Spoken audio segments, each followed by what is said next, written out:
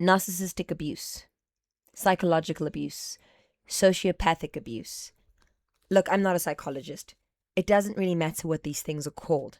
What matters is knowing that you're not crazy, knowing that other people have gone through this, knowing that there are words for these things.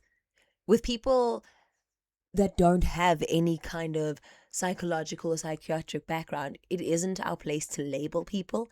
But as people living through it, it is our job to find ways to make sense of the craziness, right? So I'm going to show you some movies which helped me in my journey, right? You recognize these things most when you're through them. I'm going to show you some of the best portrayals I've seen on film of psychological abuse, even movies that I saw before such abuse happened that helped me recognize what was going on. Recognition is the first step to recovery. Okay, so let us have a look. I won't be able to show the sound from all of these movies, but I will show you the sound from Misery, which I can show. They don't seem to copyright you. The other two of my favorite movies do copyright you. But let's have a look at what love bombing looks like. This is from the movie Misery, 1990. There is nothing to worry about. You're gonna be just fine. I'll take good care of you. I'm your #1 fan.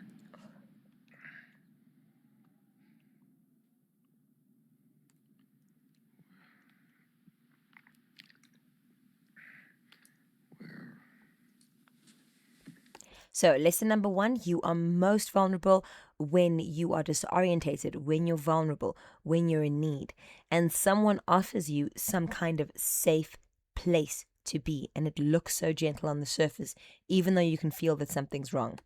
We're just outside Silver Creek.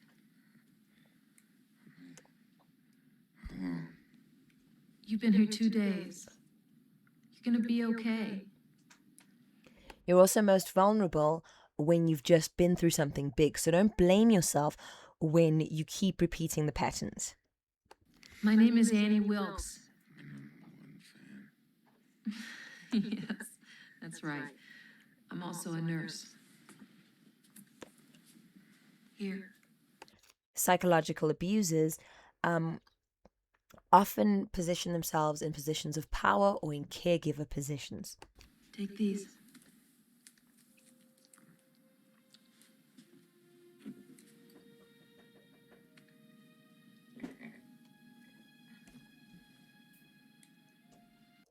And this is one of those who would have thunk it moments, right?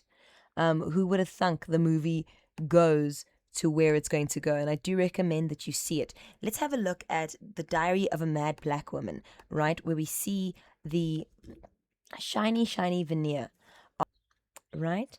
And often it's elegant people, it's beautiful people, just like our main character over here, right? We're going to see it later in The Duchess with Keira Knightley.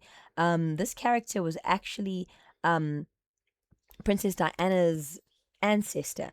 And over here, she's being told by her mom, look, you're about to marry this duke. You see what I'm saying? And, you know, she's a young girl, bright and starry-eyed, looking forward to this future, surprised. And the mom acts like what we call a flying monkey.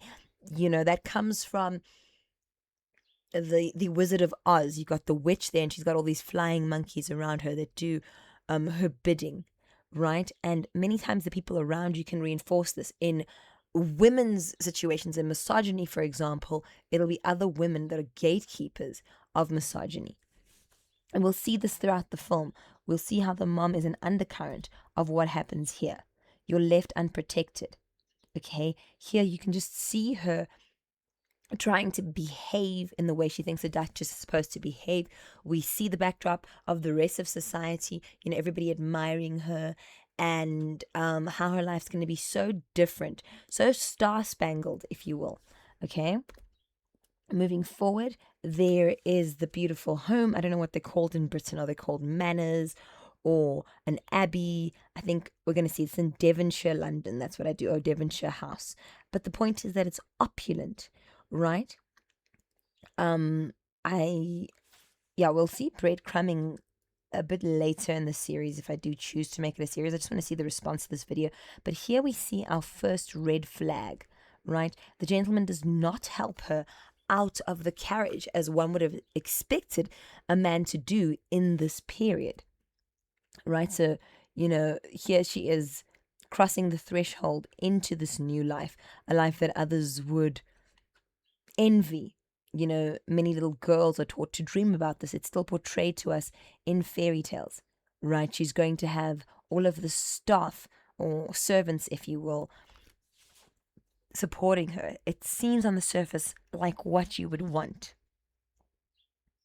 Okay. First red flag, though, he gets out right in front of her and he doesn't help her out.